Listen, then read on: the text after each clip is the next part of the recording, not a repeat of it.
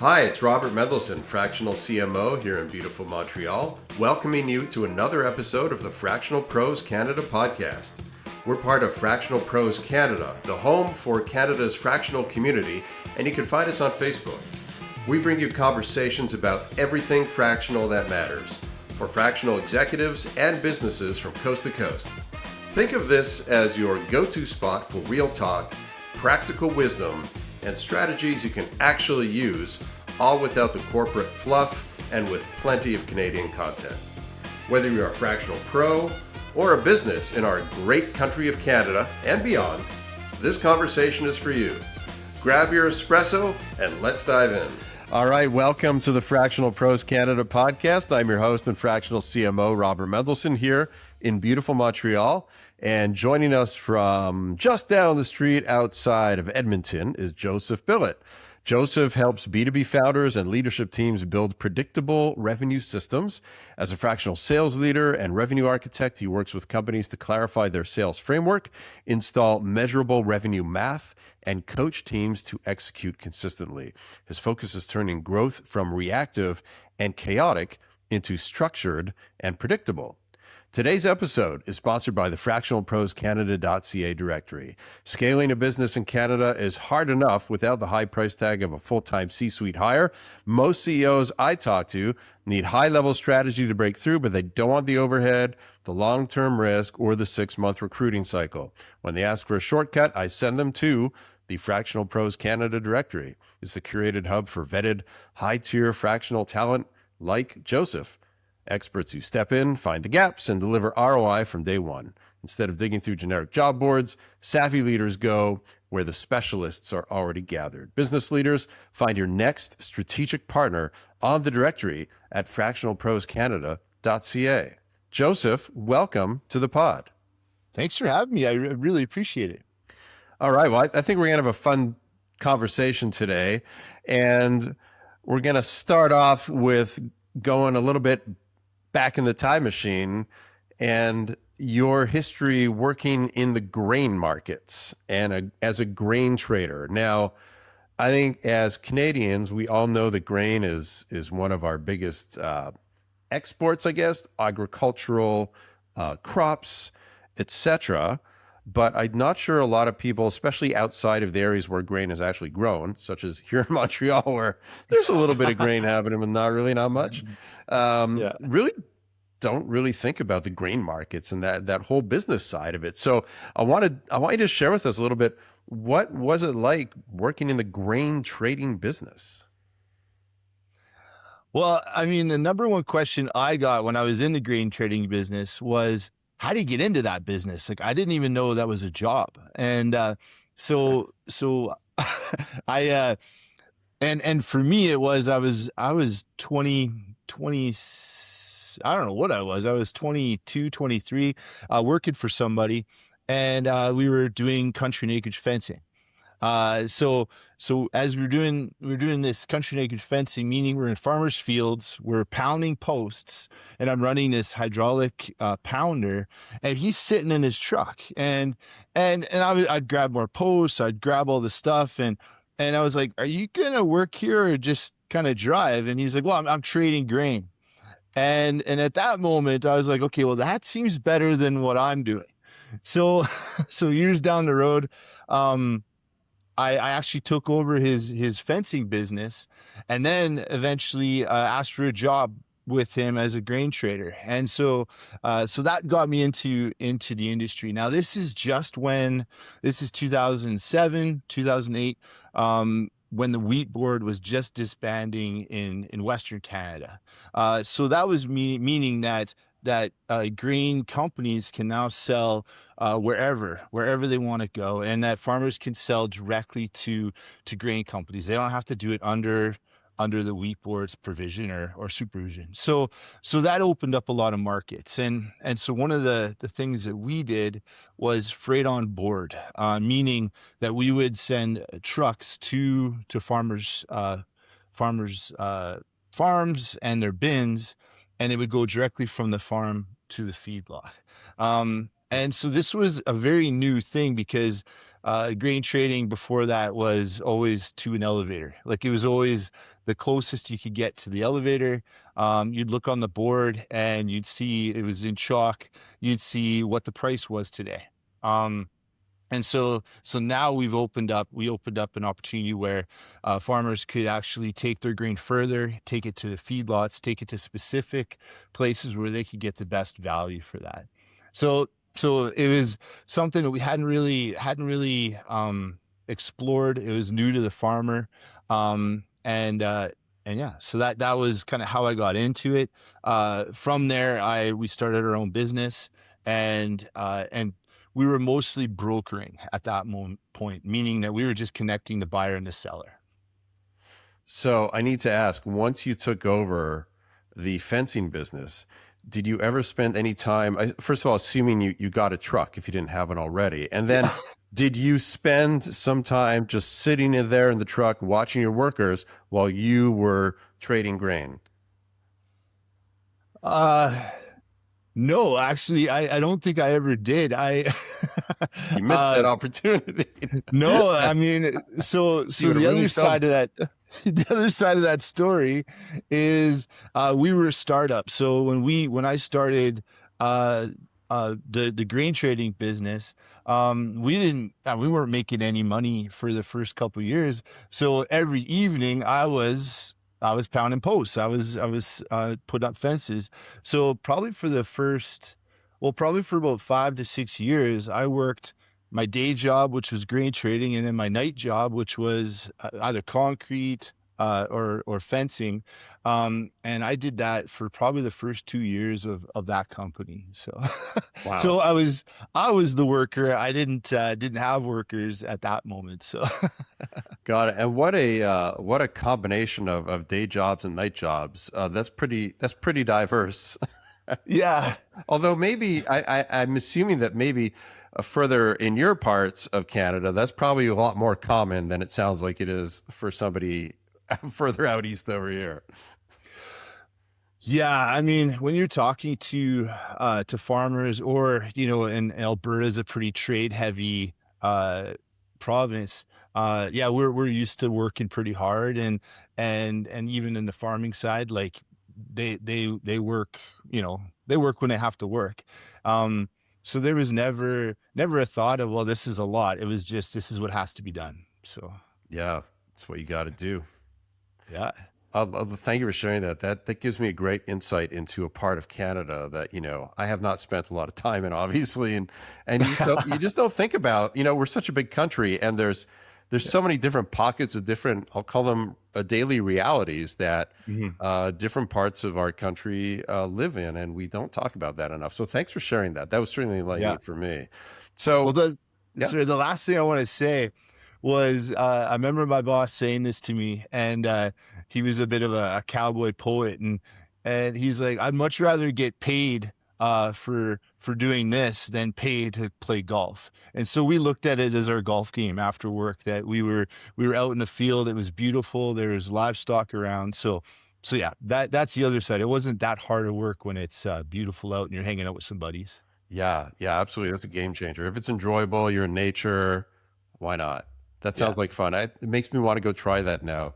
Are there, in the States, they have these ranch experiences. I'm sure they must have them out in Alberta somewhere. There's ranch experiences where you can go and be a ranch hand for a couple of days, and I can go out with you and your buddies at night, and I don't know, harvest some grain or something, put in some fence posts, whatever it is. That sounds like fun. You'll come out totally covered in blood from the barbed wire, and your clothes will be absolutely shredded. So it is pretty fun that way. If you don't know what you're doing, dream, Joseph. Maybe I got to rethink that now. I got to rethink. Maybe I'll just come out for the beef. Okay. Yeah, exactly. Yeah, we'll have a steak. That's good too. All right. So that early experience, I'm sure, taught you a lot and gave you some wisdom to eventually learn how to guide teams through adversity, and the ability to separate being a great salesperson from a true leader, and all those great learning, personal growth experiences that come with experience in that world. What was the aha moment in trading that made you realize that a company's growth should never depend on the heroics of one person? Any takeaways you got on that level? Yeah, I mean, fortunately, that was pretty early on for me that I knew that if we were, um, my theory is always if my income is dependent on me putting on pants, that's not good enough for me. So I always wanted to have a business, to grow a business, and now help others grow businesses where pants are optional, where they don't have to show up every day and be the hero in their business. Um, so that for me, that revelation was early on, always building teams, and then also training and developing my training teams so that they knew how to do sales. Because talking markets, talking to farmers, it really for us, our differentiator early on was sales training. So it was empowering and training the team, and then developing technology so that it was easy for them to succeed and getting as much friction out of their way as possible. You talk about, being the hero and the dangers of that. And it's a very common sales trap that a lot of companies go through too, especially when they're starting up. The founder is usually at the beginning wearing the hat of the chief salesperson as well. And so that starts out of necessity, and then eventually it ends up being the biggest blocker, the biggest constraint in actually scaling. So, any Yeah. tips for CEOs who might be listening to this, founders who feel like they are the only ones in the company who could possibly close a major deal and do as good as they do? There's nobody else who could possibly do this. Any structural signs that their personal involvement is actually holding the company back, and that they're kind of like the monkey wrench in the wheel? I mean, uh, yes and no. I mean, that's part of the problem. And I mean, early on, I just like I look back and I see that, um, I think part of the biggest challenge that leaders have this like any day, whether it's an early stage startup or a successful business, is they think they're the only one that has that problem, and they think, and sometimes they don't even know it's a problem, and they think that uh, that that they're gonna figure it out when no one else has, and that hubris of well, I'm gonna figure it out because I'm different. I'm not gonna make the same mistakes that Joseph made, that Robert made. I'm gonna I'm gonna figure this out. And I think that for me, coming alongside other business leaders, and other sales professionals, and now working with people and them understand, or helping them understand that that you we're all dealing with the same problems. Like the problems are there's only a handful of them, and they're all the same. Yes, your industry is different, the scale of the problem is different, but the problem is typically the same. And the root of that problem 99% of the time is you, is the leader.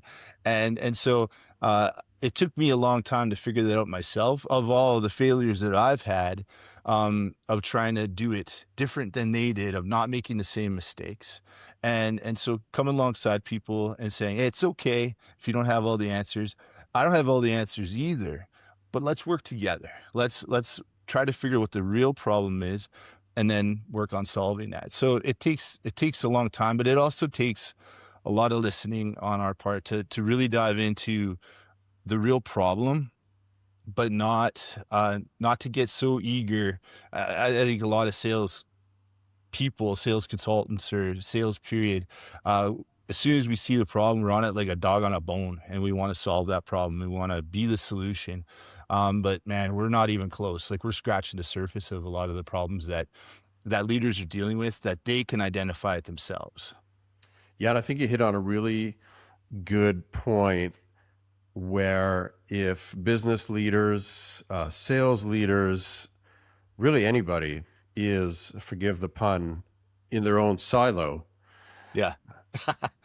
They're not aware of what else, that they're not the only ones experiencing this. That's where the power of, being in a peer group, like a McKay CEO forum or an EO or a tech or any of those other peer learning groups. You get around the table. Fractional Pros Canada Community for Fractionals. You get Yeah. around together and you ask people, what are your challenges?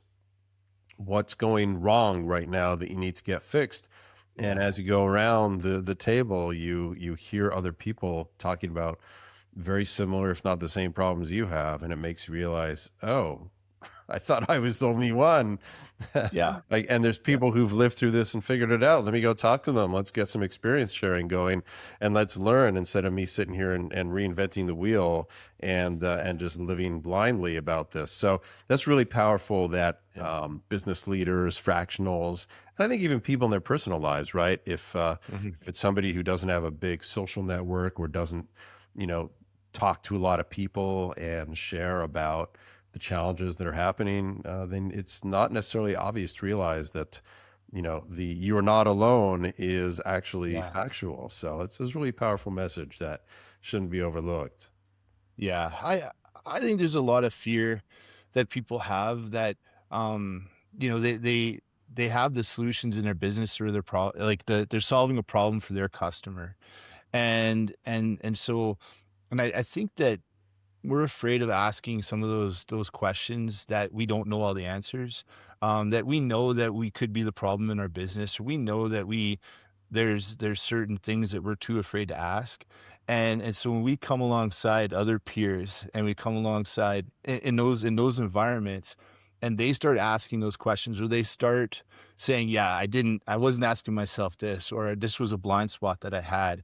It really does it. You have two choices, fight or flight. So I think a lot of leaders having that courage to go into these environments and not just say I got everything figured out, but to actually be vulnerable and transparent. Man, that's going to go so far versus faking it. And I think a lot of us are still faking it in various, like you say, various areas of our lives, whether it's personal or business. So Yeah, as they say, there are those who live and learn, and yeah, those who just live. exactly. Yeah. Like I still think I'm in shape, and I fenced every day, and I'm in incredible shape for my age. So that's a lie that I haven't totally come to terms with. So All right. Well, it sounds like that's a whole other episode, and we can yeah. get a fractional psychiatrist, psychologist Yeah, with us, and we can just do a exactly. deep dive there. We'll What leave are you that. saying? Nothing, Joseph. I'm saying that I'm going to join you for that session. We're going to get two Yeah. couches, and I think we'll Uh, make it a live Zoom, so all the others suffering from the same yeah. I can think they join should be in. treadmills. I think couches are the problem. Yeah, treadmills could be better. Maybe that would be less stressful. Get rid of that stress. Um, talking about, PTSD in some form or another.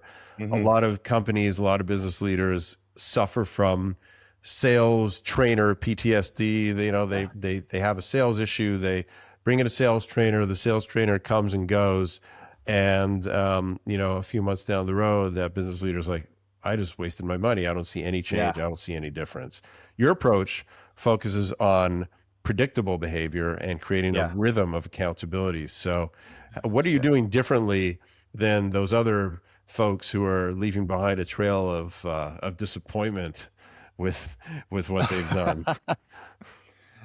You know, I don't know if there's. I think the reality is we're implementing a system, and so the first step, like we talked about, is the assessment. So we begin to see what are the real problems, what problem are we solving, and then we create a framework, and that framework is what are we tracking? What how much are we making? What's our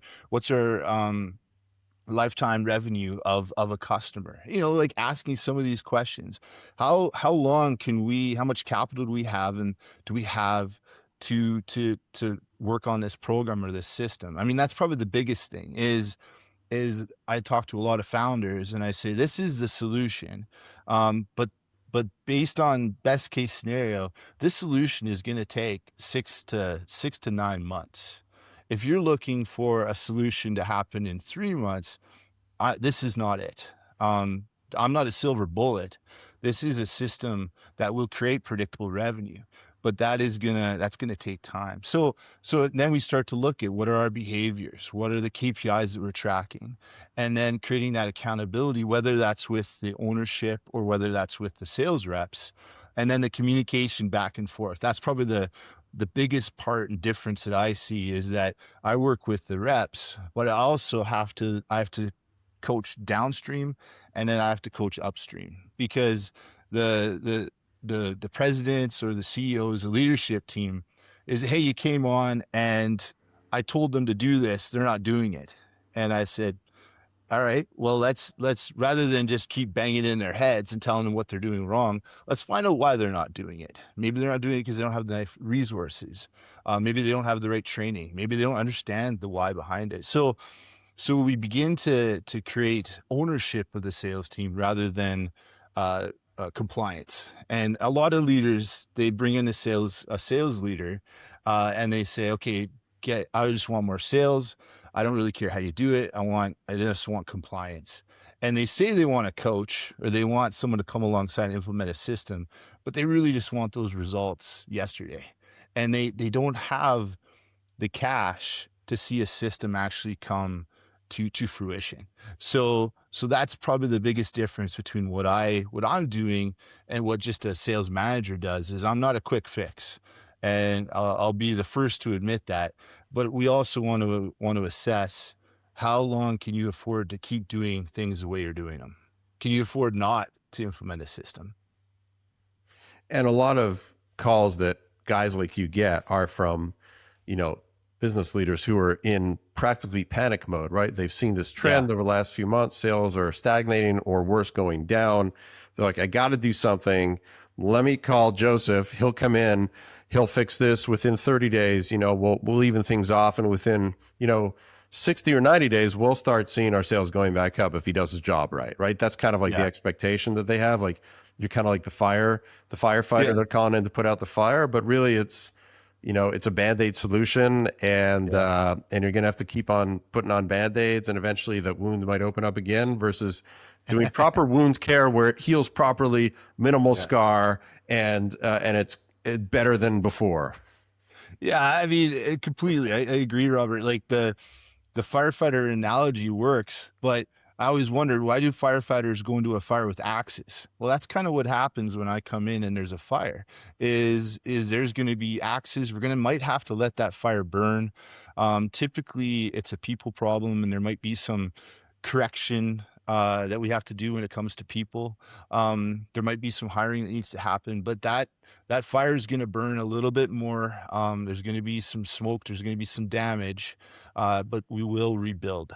And so typically when I'm talking to leaders, and that's where that self-awareness comes, is if they could talk to me, well, they still have 6 to 12 months of runway, and so they're like, well, hey, I just need more leads.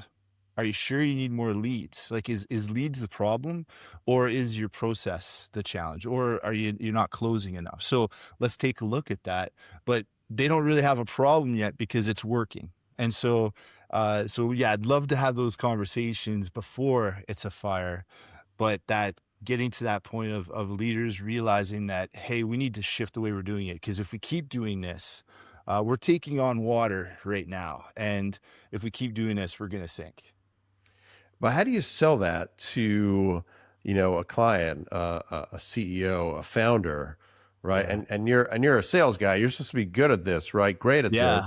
But how do you sell something that's really hard to sell, which is after you've come in, you've assessed the situation, done your discovery, and what you're seeing is, we're gonna have to let those two people go. We're going to have to change this, change that. And it ends up being a huge disruption before you can get things back on track. It's almost like you're telling the CEO, we're going to have to go through that valley of zero before we can come back and be like, 5X of what you are now or what you were 6 months ago. How do you sell something like that? Well, and then I pile on, and you probably can't afford me either. Like, you probably can't And afford how the does that solution. This end? is going to cost a lot of money. And so, I mean, and other side, like, I have the solution that they need. They just don't know it yet. And then I talk to a lot of organizations that have a cheaper, better solution, using AI or whatever frameworks they're using, and they can't sell that either. So it's not about selling, it's or convincing. It's about them recognizing that they have a problem and that I can support the solution.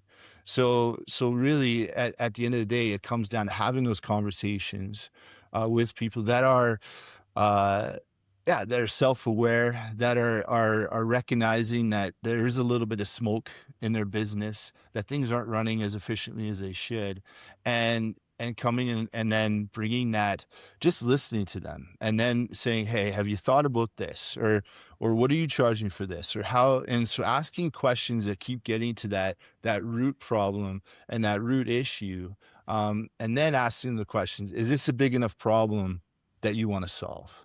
And most of the time they say, "No, I'm implementing a new CRM. I'm doing this. I just spent all this money here. It's not a big enough problem yet." All right. Well, how long can you go not addressing this problem?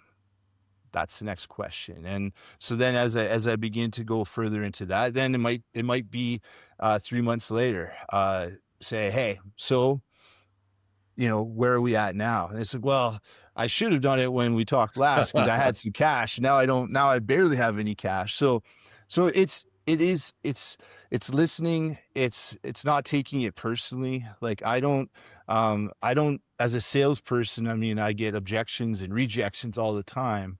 So it really comes down to, I'm trying to listen and help and support people, but they have to choose that.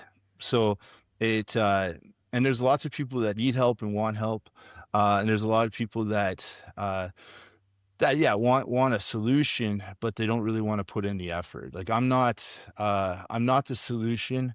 I help them build the systems for them to be the solution. They're like, doctor, give me a pill and don't tell Yeah, me I need to exercise more. exactly, exactly. Yeah, Right. it's that. It's I mean, 90% of the time, eat healthier and lose weight. Oh, well, well, now they have a pill for that, I guess. So Any there you other go. options? Oh, Yeah. pill. Give me the pill. Yeah. Yeah. Well, but that's how we're wired, right? The human brain Yeah. is path of least resistance, hates Mhm. change. So, the pill is, just makes sense. That's what the brain loves, Yeah. the easy way out, Just which, don't show me all those side effects that I right. see when I watch American television. Yeah, that's the thing, right? There is no magic bullet. There is no, though there might be a magic pill, but it doesn't come without some kind of unwanted side effects. Cost. Yeah, exactly. Absolutely.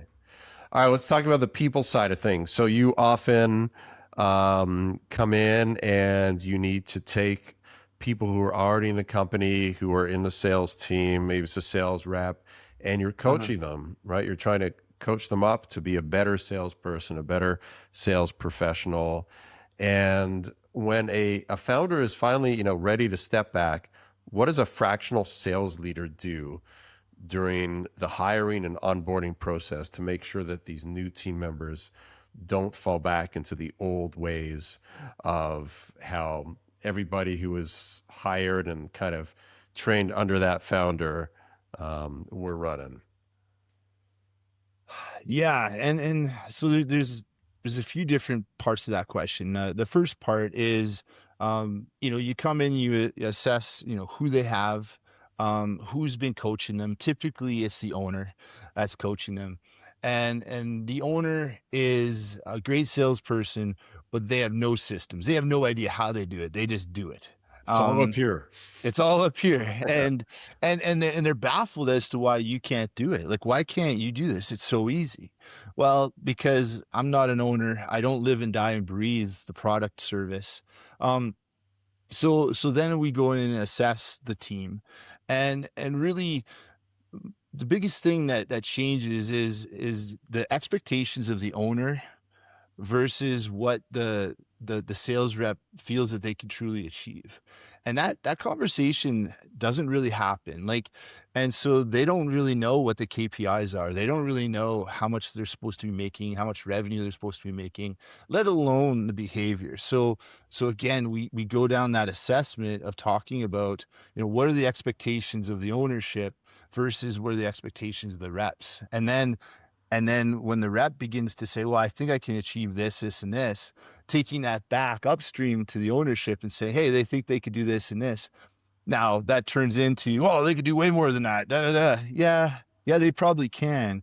But if they get to this point, like, is that something you're satisfied with? Can you keep the lights on with that? And they might say yes, they might say no. And so it's constantly having these conversations, because if the rep doesn't believe that they can achieve those goals, then we have a deeper issue, a deeper problem. And, is the revenue that they're creating enough to break even, to create some profit for the business? And so we're looking at some of those things while coaching the reps on the behaviors. Now, sometimes it depends. Like, some reps, we may have to come in and they're very opposing to this idea, because they know they've been mailing it in. They know they haven't really been performing, and they were hoping no one would notice. And so that's where I come in and ruffle some feathers and create some waves that way. And then there's the ones that are very coachable and have been waiting for this. They've been waiting for some support. They've been waiting to have a conversation with someone that gets what they're doing.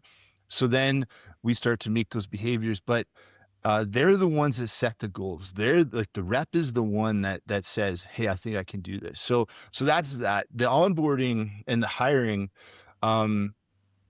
is a little bit of a different conversation, because we don't hire salespeople. We don't know how to hire salespeople. Like, a lot of organizations, they hire a hiring firm that comes in and helps them hire, but that's the same person as like the receptionist or admin. But to hire a salesperson is a different type of crazy. And so you need to you need to be able to so I really help organizations hire specifically for a sales rep, depending on what they're going to be doing. Like, are they just making a bunch of cold calls? Are they just doing cold meetings, drop-ins? Or are they actually booking those meetings, executing those meetings? Are they in-house sales? Are they outside sales? So there's a bunch of different ways that we look at that, and then the skill set around it. And so I work with that. We do a lot of assessments. So we do assessments. I use different assessments. People Best is the one I recommend. Colby is another one that I like. And so we're using those assessments to then, what kind of salesperson are they going to be? And my job, and I did this in my past business, is I would sell non-sales people on how to be, that they could be a salesperson. And then it always blew up in my face. They're like, oh, sales isn't that hard. You could do it, thinking that I was the best trainer in the world. And and so I'd sell people on being salespeople. I don't do that anymore. Now it's like, do you want this? Because it's a calling, and to be a professional salesperson, you have to want it to a degree.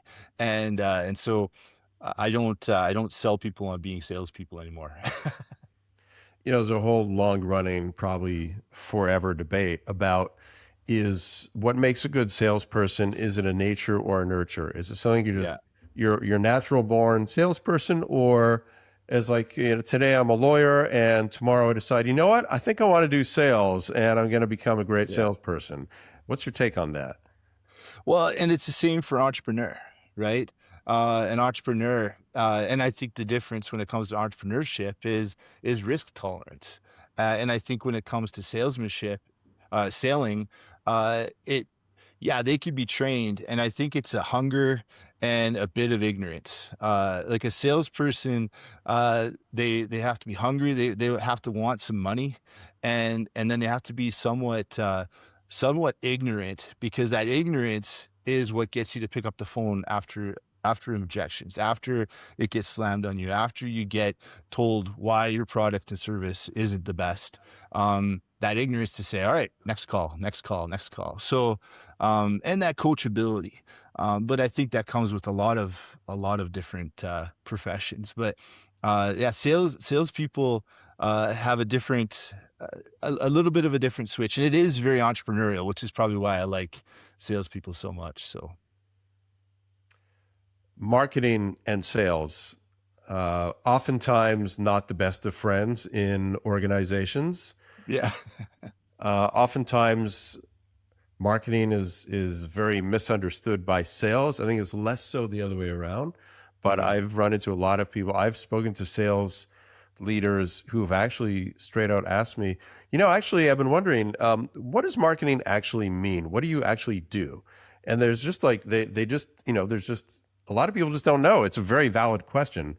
I think a yeah, lot of non-sales people ask that question too. A lot of people yeah, say, marketing, that's a big thing. Is that so? If I'm at a party and somebody asks me what I do, fractional marketing, like, oh, so you sell. And to them, marketing is sales, right? yeah, It's a big cloud of who knows what. But in a business, sales and marketing, often there's a lack of alignment.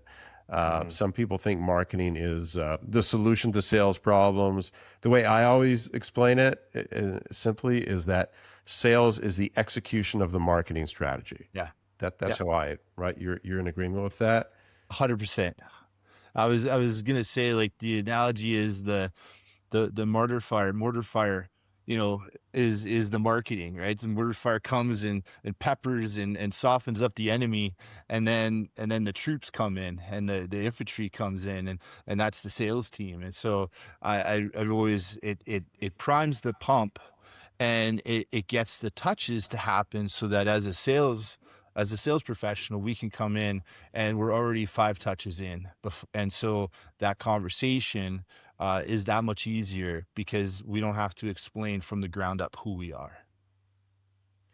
Have you ever had to work on that sales and marketing team alignment? Have you come into organizations and you see that one of the problems is that there's this disconnect.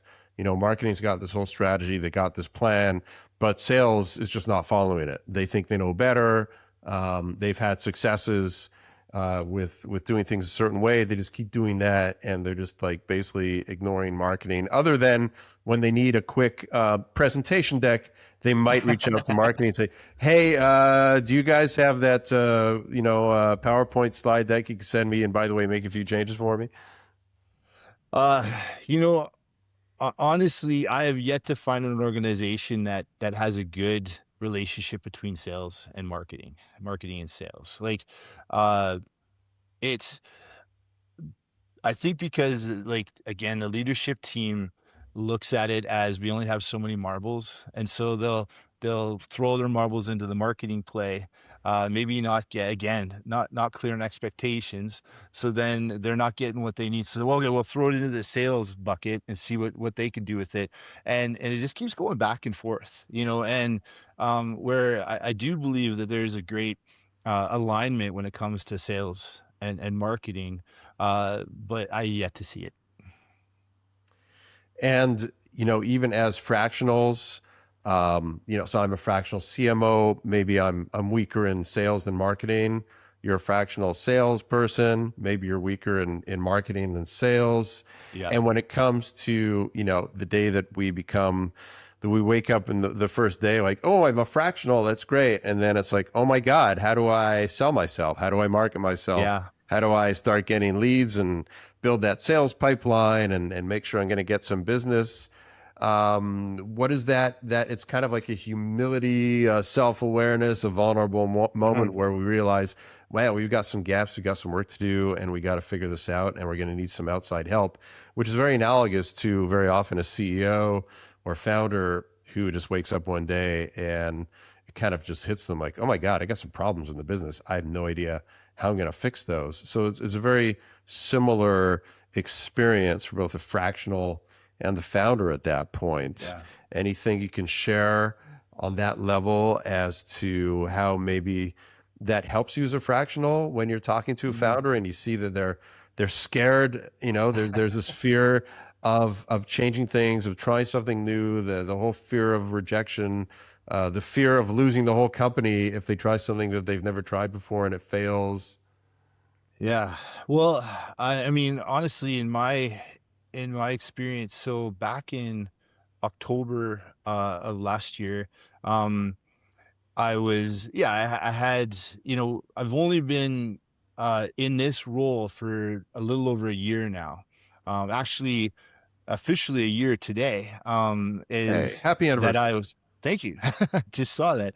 And but in October, I had a conversation with marketing, a branding coach, and so Campfire and Robin and I think I actually met him through Fractional Pros, and so in our conversation, that was the gap. Was my marketing, was my branding. Like I was good at sales, but I saw a weakness. I wasn't very good at marketing and branding, and my LinkedIn page, website, those kind of things are things that I just wasn't great at.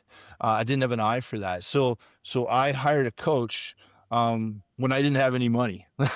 And I was like, holy smokes, this is, it's a risk, but here I am trying to tell people that they need to have a coach and they need to stick their necks out to invest in their futures, to invest in sales. And what am I doing if I'm not willing to invest in my future, invest in understanding marketing better and doing it myself? So, and doing it myself with a coach. So yeah, I have a coach that helps me in my weakness, not in my strength. Walking the talk. Look at you, Trying. Joseph. Nice. All right. So if we have a company currently doing, let's say, between 1 and 10 million in revenue, they feel stuck. You suggest 3 pillars: clarify, measure, and build, right? Yeah. So if there's a leader who's listening right now, overwhelmed, which of those 3 pillars usually reveals the most hidden revenue that they're currently leaving on the table? Is it clarify, measure, or build? Whew. Well, they need clarity to be able to see the measurements, to see the metrics. So it's kind of a balance between the two, that the clarity to actually ask the right questions of what needs to be measured, and then looking at what that solution would be of to build, what to build. So it's like, kind of like that 3-legged stool. They all go together, and Yeah. if you don't have one, then the stool's just falling right over. Yeah. Yeah. And I think the last, like, if there was to be a fourth leg, is time. Is this is not a quick fix. Like it takes time, and the amount of typically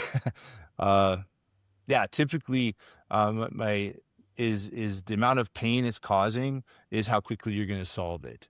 And if it's not causing that much pain, then you're probably just going to let it go. Those squeaky doors or that leaky faucet is an example of that. It's not causing you pain yet until you look at your water bill. Yeah, those are good examples, which I think everybody at some point faces in as a homeowner, as a renter. Wow, yeah, I'm getting some traumatic memories coming back from. I thought it was just the leaky faucet. Yeah. $5,000 later. All right, Joseph, let's wrap this up with our very famous now last question for guests here on the Fractional Pros Canada podcast. If you could put one message on a billboard for millions of business leaders and fractionals to drive by and see every single day on the highway of life, what would you be putting on that billboard as a message? I guess the old just know yourself. Like just know who you are before you try to fix others. Know who you are before you try and fix others. There's some good advice right there. Awesome. Joseph, thank you so much for sharing with us today and joining us here on the Fractional Pros Canada podcast.